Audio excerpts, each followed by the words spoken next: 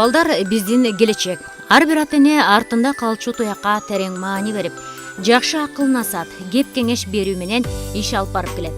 Коом бул өзү тарбия.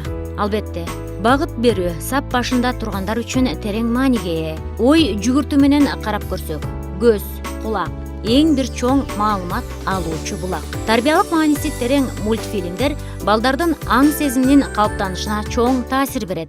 Science! Science! Ты меня слышишь? Слышу. Ну, Science! Погоди. Science! Science! Ты меня слышишь? Слышу. Ну, Science! Погоди. Мектеп жашына чейинки бөбөктөр оң образдагы каармандардын жүрүм-туруму балдар үчүн чоң үлгү болуп, маселен тайманбастыкка, эр жүрөктүккө, боорукерликке, намыскөйлүккө, чынчыл сыяктуу сапаттарга үйрөнүп, алардын акыл эсин өстүрүп, түшүнүүнүн кеңейүүсүнө шарт түзөт. Тилекке каршы акыркы учурда өлкөбүздө чет өлкөлүк тарбиялык мааниси төмөн, башкача айтканда мушташкан, согушкан мультфильмдердин байма-бай көп көрсөтүлүүсү балдардын психологиясына терс таасирин келтирүүдө. We had some help. Now give us all the data you've got on the meteor. Hurry. Of course. Төлөмүш Океев атындагы Кыргыз фильм улуттук киностудиясында анимациялык мультипликациялык цехинин ачылышына Маданият министрлиги келип, кызыл лентасын кесип, анимациялоо үчүн сатылып алынган техникалык жабдуулар менен таанышып чыкты. Силер айтып аткан 3D'га түшүш үчүн дегенден башка эмне керек экен дагы? Штат керек, көбүнчө киши керек. Биякта контор табылат. Бизде бар табылат андан башка. И мындай жөн эле чисто производственный помещениялар бар. Помещениябыз бар. Мебель бар. Штат менен Штаттан апарылды.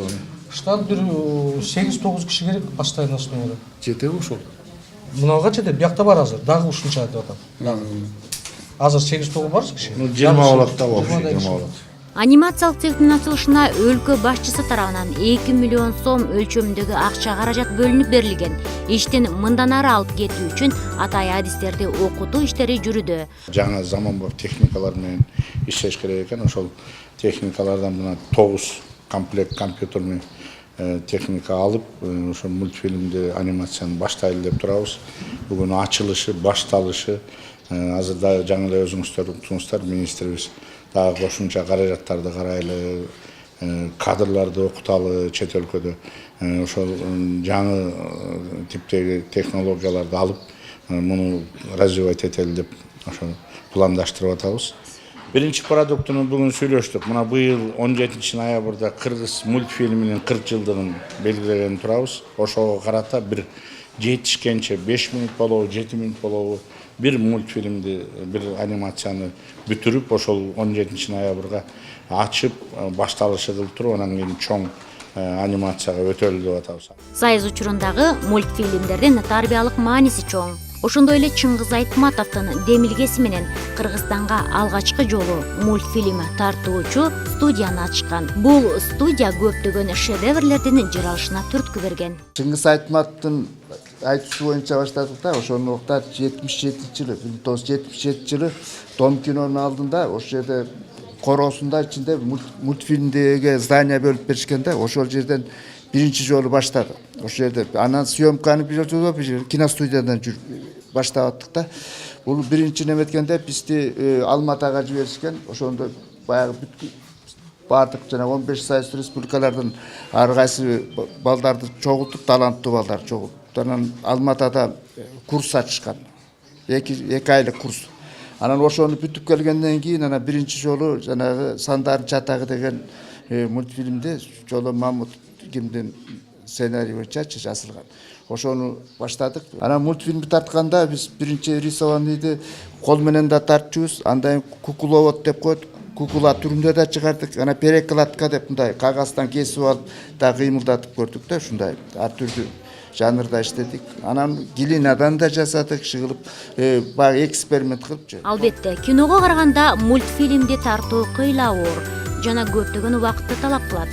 Ошондуктан анимациялоо техникаларынын келиши бир топ ишти алдыга жылдырып, жеңилдиктерди жаратат. Келечекте бөбөктөр тарбиялык мааниси терең, кенже эпостор болгон Курманбек, Жаңыл Мырза сыяктуу мультфильмдерин көрө алышарын Маданият министри Түгөлбай Казаков айтып өттү. Кыргыз фильмде балдар үчүн болобу, чоңдор үчүн болобу анимациялык фильмдер тартыла баштайт. Өзүңүздөр жакшы билесиздер, Кыргызстанда чоң фильмдер тартканга, биздин эпосторду, баатырлар жөнүндө тартканга каражаттар тарчы.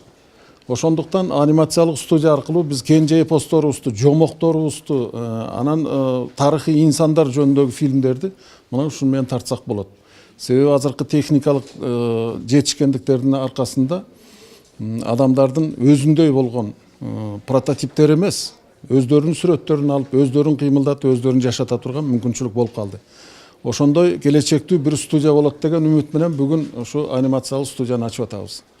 Бул студиянын келечеги Кудай буйруса кенен болот. Анткени азыркы техникалык прогресстин учурунда ушундай жолдор менен иштеш керек жетишкен өлкөлөрдүн баары. Кыргызстан дагы эми ушул өзүнүн анимациялык студиясы бар өлкөлөрдүн катарына кошулду деп эсептей берсеңиздер болот. Мультфильм деген сөз көбөйтүү, ал эми анимация, жандандыруу, жан киргизүү деген маанини түшүндүрөт. Мультфильмдин тарыхына кайрылсак, 1892 жылы француз окумуштуусу сүрөтчү Эмиль Рейно кадимки блокноттун ар бир бетине сүрөт тартып, беттерди тез-тез барактап, кыймылдуу сүрөттөрдү көрсөтүп, мультфильмдин келип чыгышына шарт түзгөн. Учурунда мультфильмдердин жаратуунун дагы бир жолу сүрөт тартуу, пластилин, куурчак болсо, ал эми заманга ылайык акыркы учурда 3D аталыштагы мультфильмдер көп тартылып, бөбөктөрдүн мультфильмди кызыгып көрүүсүн арттырууда.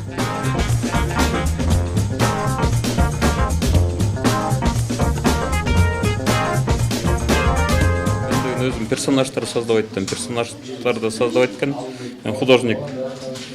Мен деген аниматорларға готовить еттім, аниматорлар деген ошол мен алып алыптыр, двигать етшеттім, оғанчы.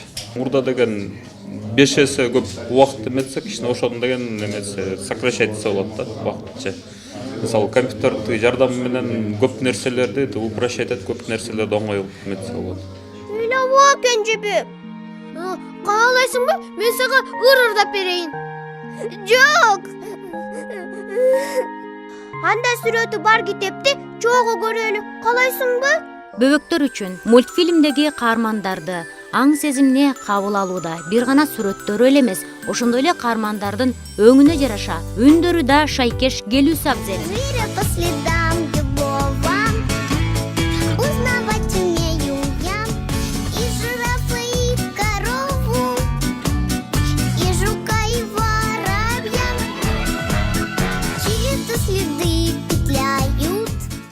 Анткени кабыл алуучу ар бир нерсени көрүү, угуу менен оң жана терс багытты тандап алуу, нугуна түшүп калуусу талашсыз.